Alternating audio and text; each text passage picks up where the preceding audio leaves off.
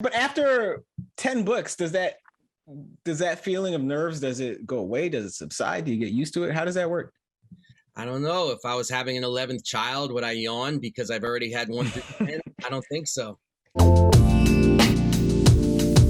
right, so this t-shirt is from the Chatham Colored All-Stars, which won a title in 1934. Chatham Colored All-Stars baseball team. Trivia time. Either you answer this question.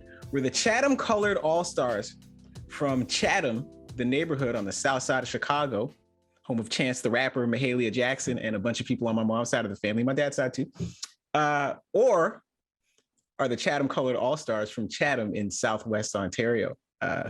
Who has the answer? Dave, go ahead. I think they're from Ontario, quite frankly. And yeah, I'm good. I feel like this is a trick question. Oh, they're both. Is that what? No. Interesting. No, so I was thinking Ontario. Dave, the American, answers correctly.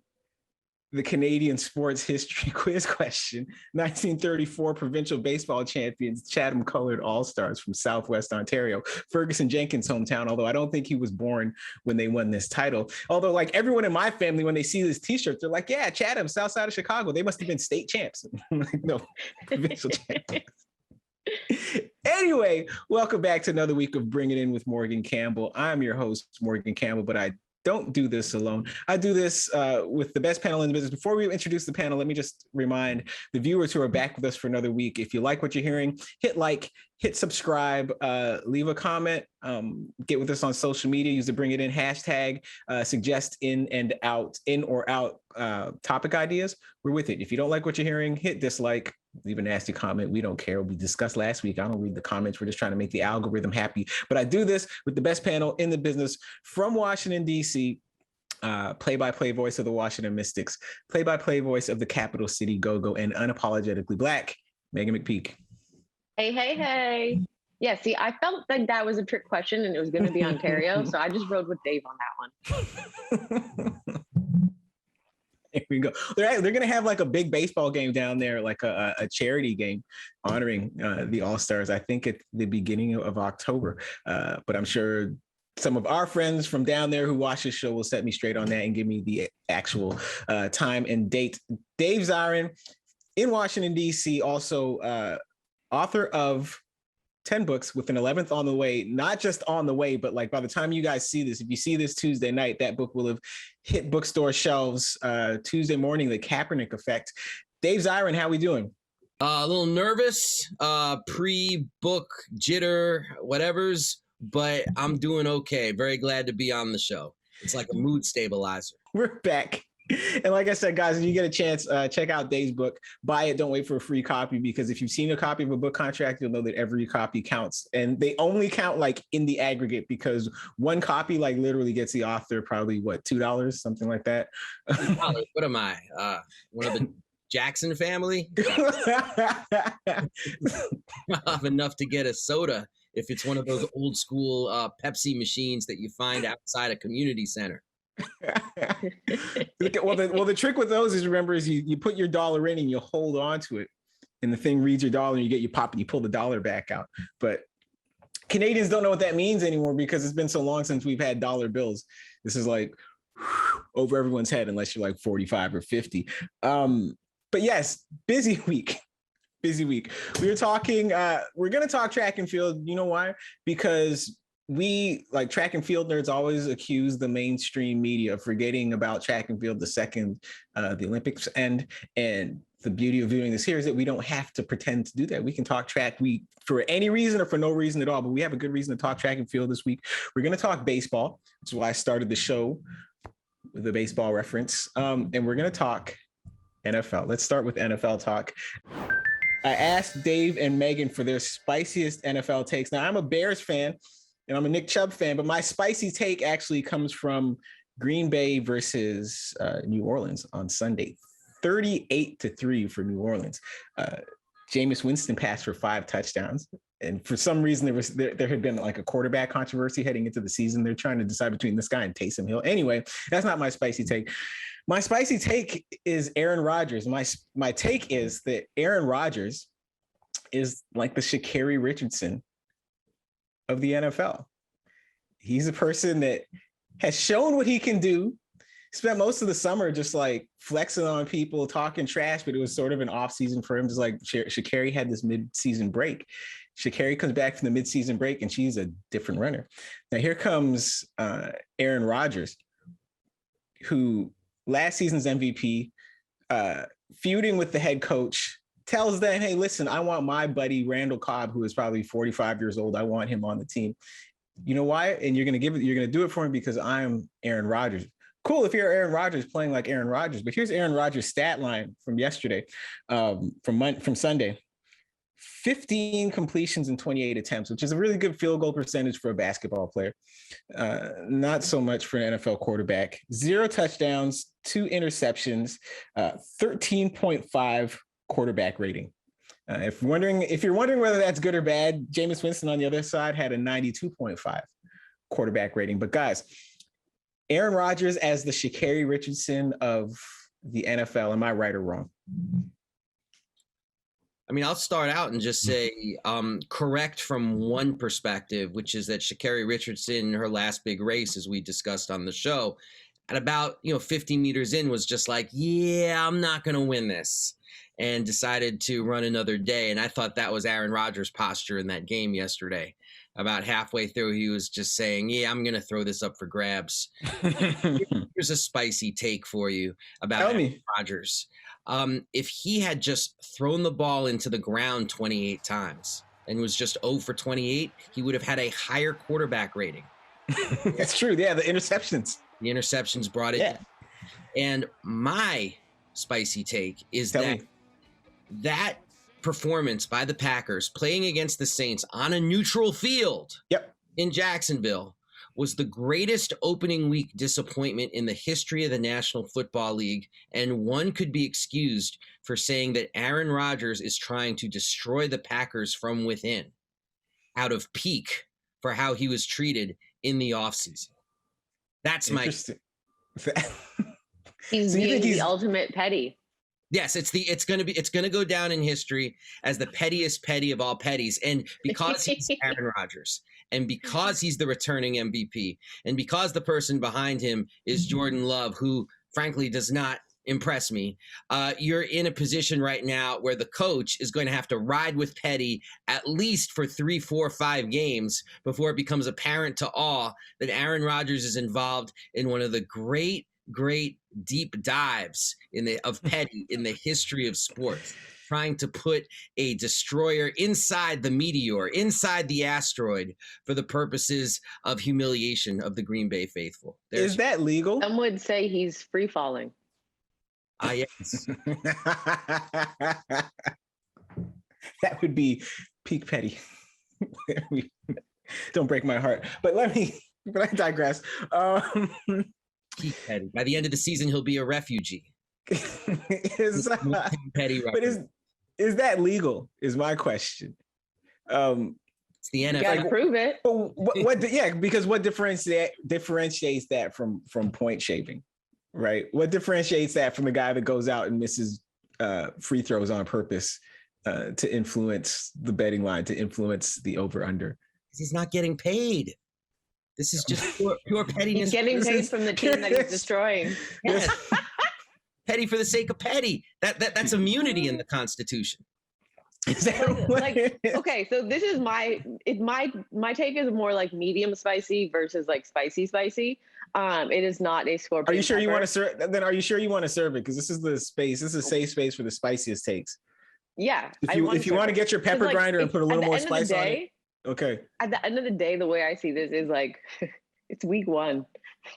Like, people are freaking out about Aaron Rodgers. And at the same time, I'm like, 1, it's Aaron Rodgers. He has a great resume to prove that he will figure this out. 2, we all know the offseason that he had. He barely had time to practice with these guys. So are we really surprised that he wasn't able to go out in week 1 and get things done? Like, hello, it's week 1. I'm not really surprised by this, but I'm totally here for all of the pettiness. Like I told you guys last episode or the episode before it when we were talking about Aaron Rodgers and what we were excited for about this season. And I said, I am here for the pettiness of Aaron Rodgers. So week 1 is just greatness for me. Like this is the best, because at the end of the day, we know that he has the ability to flip a switch and go back to the MVP caliber player that he is. I mean, we all talk about it with Tom Brady in the sense of like, is he done? Is he washed because he has one bad game? And then the next week he comes out, flips the switch, and he's Tom Brady. Aaron Rodgers has the ability to do the same thing.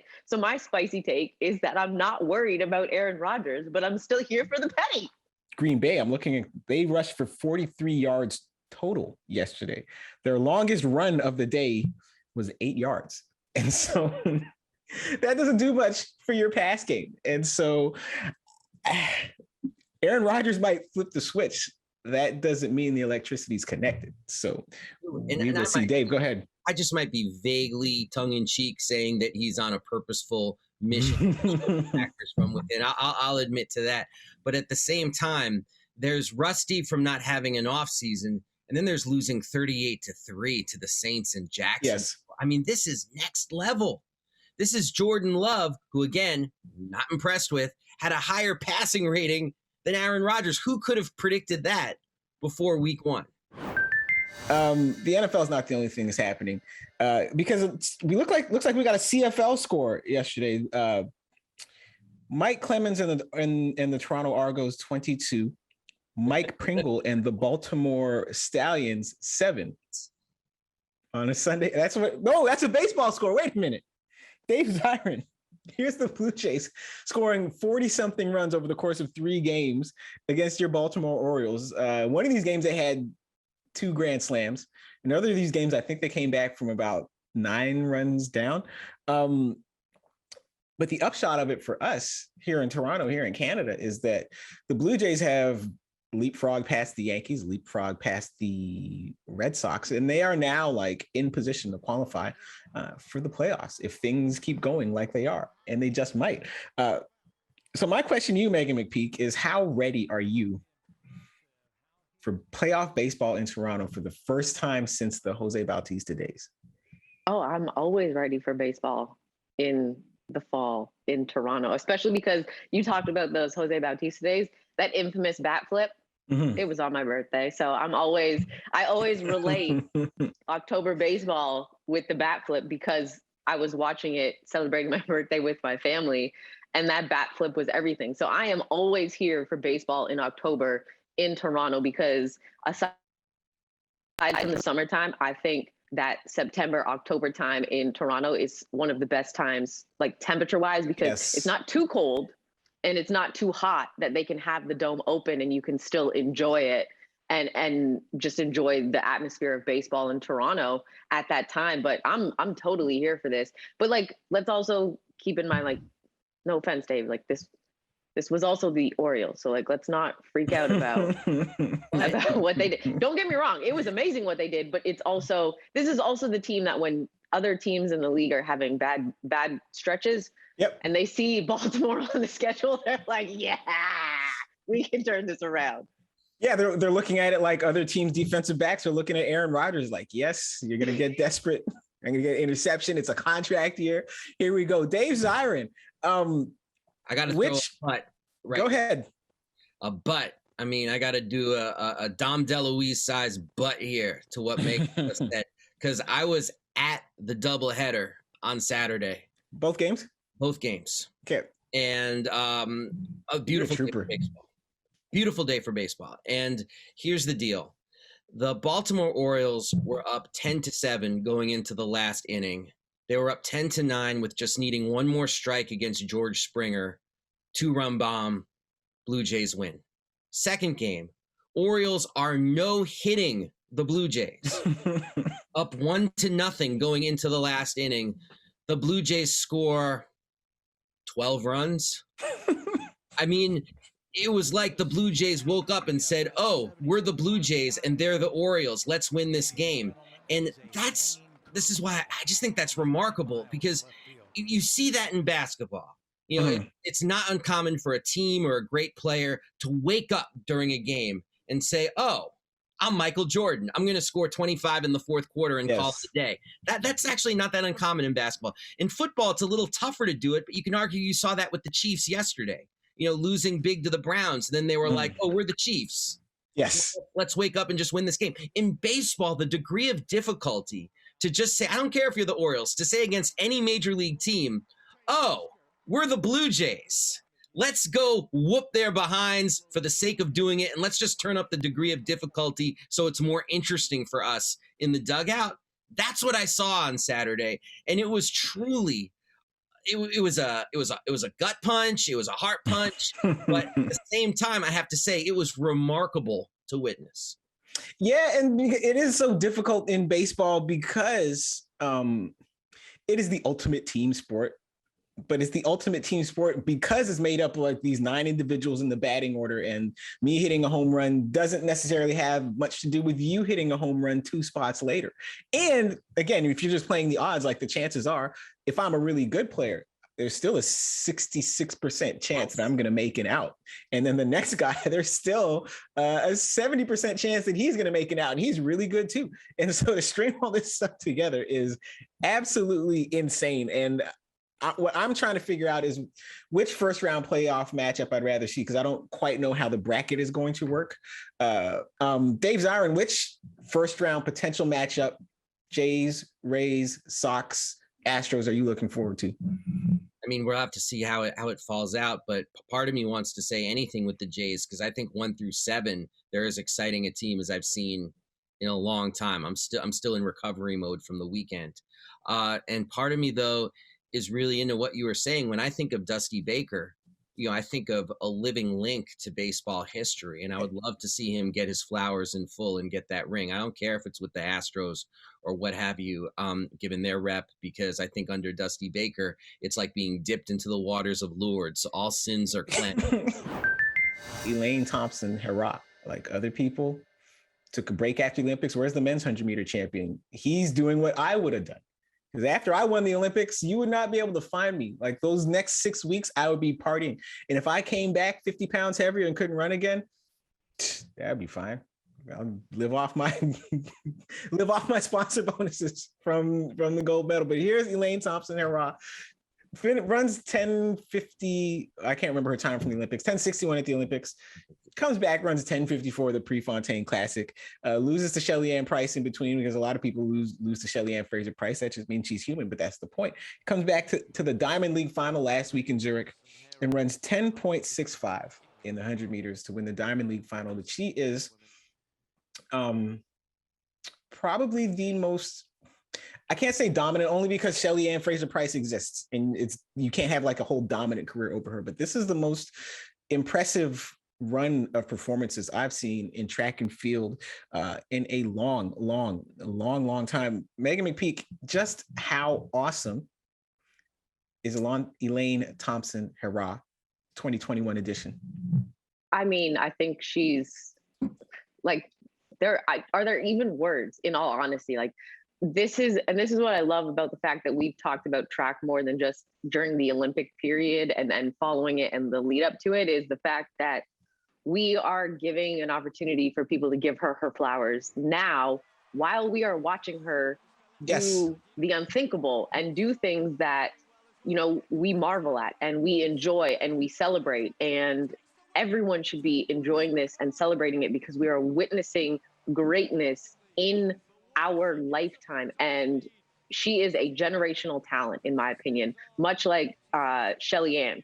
They are generational talents, and they need to get their flowers now, because what I don't want to see is whenever, and I hope we never see it, is whenever the decline happens, I hope they walk away before the decline happens, because then they're walking away while they're still great, as opposed to thinking they can continue to go and we start to see the decline in their athleticism and their greatness, because then the conversation becomes, well, they should have walked away sooner, this, that, and the third. Like, I love the fact that we can give them their flowers now, because they so deserve it. And there is absolutely no reason that anything negative should be said about either of those two women and either of those two athletes, because they are doing something that you have to have genetically generational, like, abilities to do what they are doing, and they deserve every single praise that they get at this lifetime and in this moment, because we know for a fact anybody who wants to talk negative about them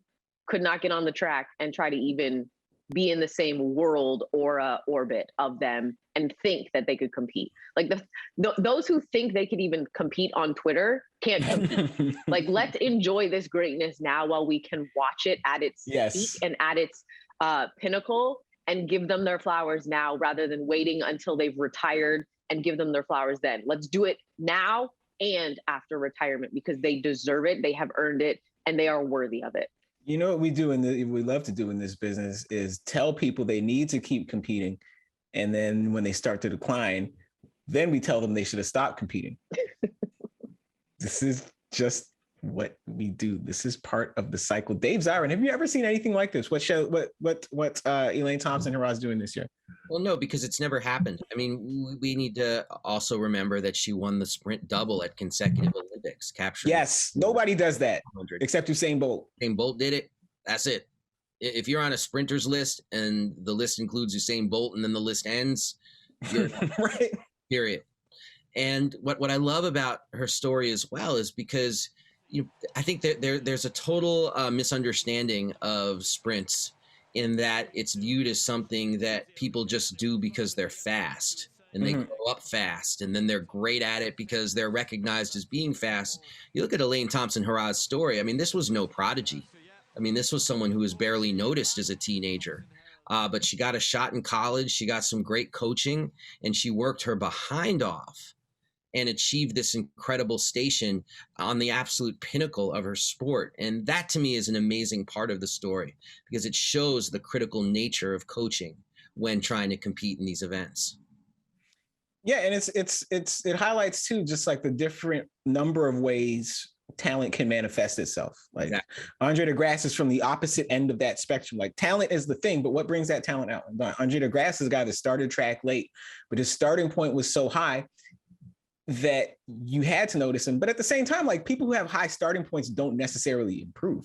And he kept improving. Whereas Elaine Thompson was a person, who, like, at first glance, was she the fastest? Has she been the fastest, like, by those margins her whole life? No. But what it took to bring the talent out of her was just some consistent training and some smart coaching and some smart preparation. And this is like, in the same way that if you're on a list that includes Usain Bolt and nobody else, if you're within not just shouting distance, but sniffing distance of Flojo's world records, you're doing the right thing.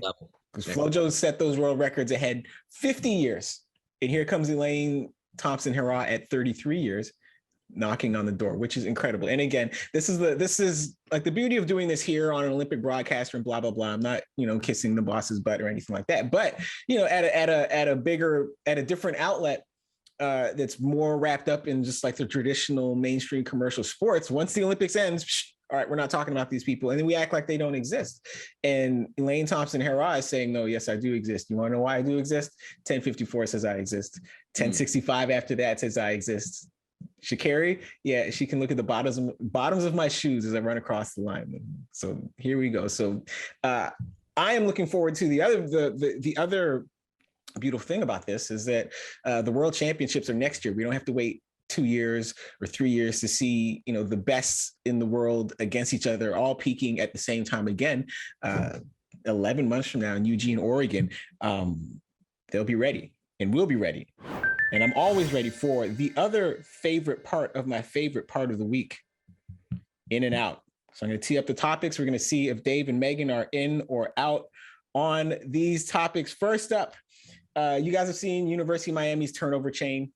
The Blue Jays have the home run blazer, which Vlad Guerrero has been wearing. He might as well just have it like sized to him, tailored for him. But so every team has like has a token or a totem for a big play.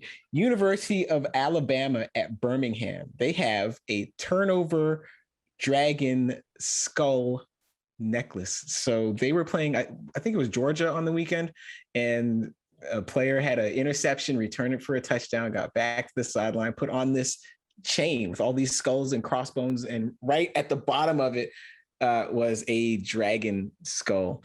Dave Zirin, you in or out on the turnover dragon skull necklace? Yeah, I mean, it's a little 2018 Game of Thrones over. Maybe it's time for the next thing. Maybe dragons never go out of style, and I'm completely wrong. But I don't know. It seemed a little 2018 to me when I saw it. I was like, really, a dragon skull? I mean, what are we going to start talking about Khaleesi now too? But a quick word about. I'm sorry, I know it's in and out, but the home run blazer, because I saw Jet drop a 2-run bomb to go up 2-1 in the last inning. He puts on that blazer. It looks like Michael Jordan in the 90s. That thing is so big on him. That is cut. Yeah, because it has to fit Vlad. That is cut for Vlad. He looks like David Byrne in the Talking Heads, to say a joke that 5 people get. Well, I get that joke once in a lifetime. Go ahead. Nicely done. Nicely done. But it's one of those things that I find that to be incredibly endearing. This Vlad size blazer that everybody has. The dragon head, yeah, it's a little much. Meghan McPeak, you in or out? Winter is coming, but it was winter in 2019. I'm with Dave on this one. I'm out on it because it gave me like the first thing I thought of, and I never. Spoiler alert! I'm gonna catch fire for this one. I've never watched Game of Thrones. It does nothing for me. I have it muted on social media, so I don't even have to bother with it. But it gave me a heavy Game of Thrones vibes, and I was just like, "This is 5 years ago. What are we doing? Like, come up with something better." Listen, I'm all in because if you're UAB against Georgia, like what else is there to celebrate? You might as well celebrate this thing as big as you can. Like the 6 points on that player scored on that pick 6 were 6 of the 7 total points they scored that whole game against 56 from Georgia. So celebrate however you can. If this is how you decide to celebrate, go ahead. And I just want to give a shout out to the referee who showed amazing restraint on that play, because we're in the era now in NCAA football where they take points off the board. If you like high step into the end zone, all this stuff, they'll disallow your touchdown. So that referee showed amazing restraint in not going all hall monitor and saying, oh, he high stepped into the end zone. Like 56-7, let him have his 7 points. I'm glad you did it. So apparently this has been going on for a while over at Klub Sportow Wodnicz, I hope I said that right, in Poland. So they're like a rowing, canoeing, kayaking club, but they moved this thing indoors, and and it's been making the rounds again on social media this week. It is a canoe tug of war. So 2 teams of canoeists, they face off in like this one giant canoe.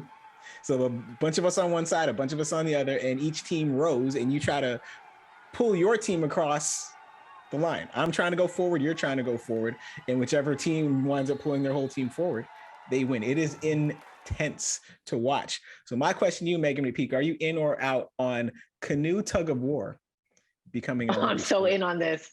I am so in on this. I went into a wormhole of Canoe Tug of War videos. Did you really? Yesterday.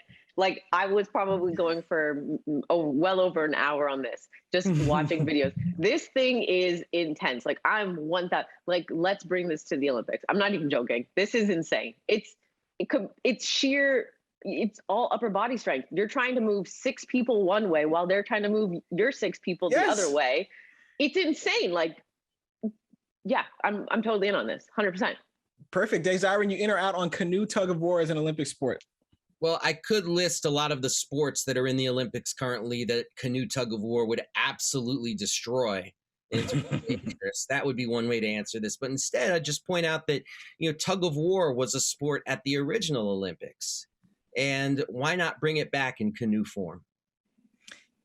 Let's do it. I'm all in. If you can have, we talked about this before, if you can have volleyball and beach volleyball, if you can have baseball and softball, if you can have track, road, BMX cycling, then you can have tug of war and canoe tug of war. You can also have canoe race and canoe tug of war. I'd be interested to see like how well the canoe racers cross over into the canoe tug of war world, because I imagine it wouldn't necessarily be the same type of athlete, right? Just like a car that goes fast is not the same as a car that does well in, tractor pull. So I would love to see like a bunch of big bulked up canoe tug of war artists, tug of war specialists go at it. I'm all in, 100% and 1,000% and whatever's more than that. Add another 0. All right, last one. Drama at the Vienna Marathon. Derara Hurisa of Ethiopia crossed the line first, ran 2:09 and change, and then was disqualified. You know why he was disqualified? Because he was wearing Adidas Adizero Prime 10s, which you can buy anywhere. In Canada, they retail for about $380, but they violate World Athletics' road racing shoe guidelines. These shoes have a 40 millimeters, a 4 centimeter sole height because there's a carbon plate fiber in there. Some of these shoes are legal, some of them are not. This one is not legal. Are you guys in or out on DQing a professional runner for wearing the type of shoe that like any of us can go out and buy if we feel like spending $380? Meghan, McPeak, you in or out?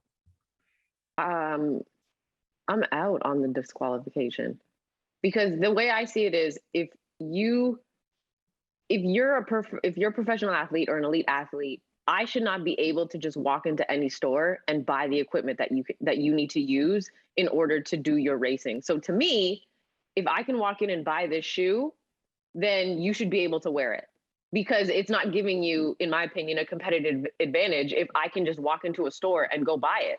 So in my opinion, their equipment, we should not be able to go and buy, which like we probably can't, going back a couple shows to that, $30,000 bike. So in my opinion, they shouldn't. If you wanted the $30,000 bike, right, Meghan, if you wanted it bad enough, you could get it. You can have it if you want it. You just don't want it bad enough. You're like the people that don't love football. That's why we got the way I Jackie see instead it, of first. Right. The way I see it is like, you shouldn't be able to walk into a store and buy these shoes as an elite athlete and it be considered a competitive advantage and you get disqualified. I'm out on the disqualification. I think that's a joke. Okay, perfect. Dave, Zirin, you in or out? I'm beyond out. This happened to John Carlos at the 1968 Olympic trials when he ran a 19.7, and they threw out that would have been a world record that would have held for over 20 years. Yes. And it was knocked out because they said that his spikes were too close together on his shoe. I mean, these things can feel arbitrary. They can feel unsportsmanlike, quite frankly. If you can take the field or the track and do your thing, you should be able to get credit for the speeds that you put down there. I mean, it's not like they're wearing electric shoes or anything. well, listen, I'm not necessarily out on the idea that world-class athletes have to wear something that doesn't even reach the level of what civilians can get, right? Because in the real world, people do this all the time. Like if I play golf recreationally, I can take a golf cart between holes. PGA, you can't do that. Like recreational golfers, they have handicaps. They go out and shoot 80, they shoot 90 every week and they'd be like, yeah, but I'm an 18 handicap. No, bro, you shoot 90. Like you don't see marathoners saying I run 3:30 with a 30-minute handicap. So now I run 3 hours. No, you run 3:30. That's fine. Just accept it. But what I am out on is the fact that like the World Athletics, when it comes to shoes, there's all this hand wringing over shoes. Oh, what about the shoes? The shoes are an unfair advantage. And they treat the shoes like they treat Caster Semenya's testosterone or Francine Niyonsaba's testosterone, when really all they need to do is set a super consistent standard and enforce it, and then tell the shoe companies within these parameters, do what you want, but these are the parameters. In the same way that like I can't show up at a shot put competition, everybody's implement weighs 16 pounds and mine weighs 15, and I'm like, oh cool, this is just a really futuristic shot that I'm going to put, but buddy, it's lighter than everyone else's, and we have rules. So once they make some rules and make them clearer and tell the shoe companies you can do what you want within these rules, instead of complaining every time somebody makes new, because people are going to make new shoes, right? Like the Chuck Taylors that they used to wear back in the Bob Cousy days aren't the same. Like I'm old enough to remember the Reebok pumps that D Brown pumped up before the slam dunk contest. And I promise you, those shoes did not help you jump higher. Like you put those shoes on, those shoes probably weigh 4 pounds each, right? But shoe technology progresses, that's fine. But as long as they have like some clear guidelines that every manufacturer and every athlete understands, then we're fine. But it's not cool to come in, like you could look at the guy's shoes before the race and tell him to change shoes. Like why let him run for 2 hours and then be like, oh yeah, by the way, your shoes were wrong. He could have been like, bro, I got 10 pairs of shoes in my bag. You tell me which ones I can wear. But World Athletics and arbitrary rules. Who knew? Anyway, that's been my favorite part of the week. And so now we're going to see you guys next week. Sorry we had to make you wait an extra day last week. We hope you feel better. That's we brought it to you within 6 days this week instead of 7. Next time we see you, it'll be 7 days from now. Meghan McPeak, tell the people where they can find you between now and then. As always, on Twitter at Meghan McPeak, spelled with an H because it's the right way to do it. Perfect. And Dave Zirin, by the next time people see you, you will have a new book in stores. Plug it. The Kaepernick Effect. Taking a knee, changing the world. It's the story of people who replicated what Colin Kaepernick did and how it affected themselves and their communities. Lots of stories there, lots of optimism, quite frankly. And if people want to check it out, check out my Twitter feed at Edge of Sports. All the info will be there. Perfect. And as usual, you can find me on Twitter and Instagram at Morgan P. Campbell. I'm not on Facebook. I'm too old for TikTok. I'm too smart for Triller, especially after those disgusting fights on the weekend with the ex-president on commentary.